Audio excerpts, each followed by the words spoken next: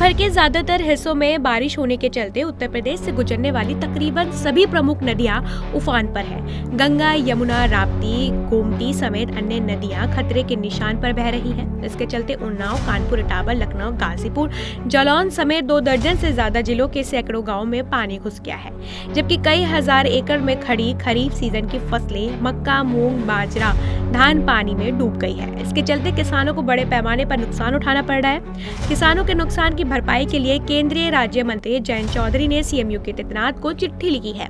जी हां, राष्ट्रीय लोकदल के नेता और केंद्रीय राज्य मंत्री जयंत चौधरी ने बाढ़ बारिश से प्रभावित किसानों को जल्द से जल्द मुआवजा देने की मांग को लेकर मुख्यमंत्री योगी आदित्यनाथ को चिट्ठी लिखी है। उन्होंने कहा कि पूरे उत्तर प्रदेश समेत ब्रज क्षेत्र के किसानों को जल्द मुआवजा राशि जारी किया जाए।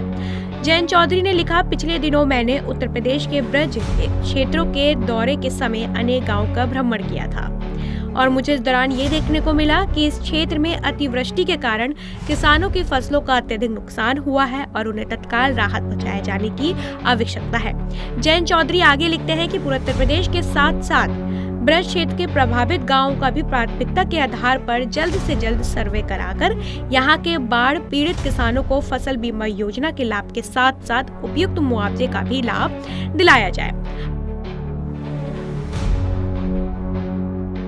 आपको बता दें, उत्तर प्रदेश के चंदौली से होकर गुजरने वाली गंगा और उसकी सहायक नदी कर्मनाशा नदी के बढ़े हुए जलस्तर ने लोगों को परेशान कर दिया है। दिनों दिन उनकी मुश्किल बढ़ती जा रही है। गंगा और कर्मनाशा नदी तटवर्ती इलाकों में पानी पहुंचाने से धान और सब्जी की फसलों को काफी नुकसान हुआ है। गंगा और कर्मनाशा नदी के तटवर्ती इलाकों में सैकड़ों एकड़ फसल डूब चुकी है।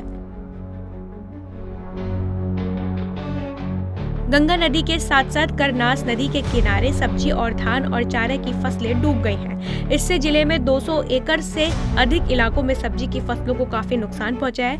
वहीं अगर हम मिर्जापुर की बात करें तो मिर्जापुर में गंगा में बाढ़ के कारण करीब 70 गांव प्रभावित है। जनपद में गंगा के जलस्तर में तेजी के साथ वृद्धि हुई है। बाढ़ के कारण कई ऐसे इलाके हैं जो पूरी तरह से नुकसान की मार झेल रहे हैं। इसके अलावा औरैया, इटावा और कानपुर में भी कुछ यही हाल है।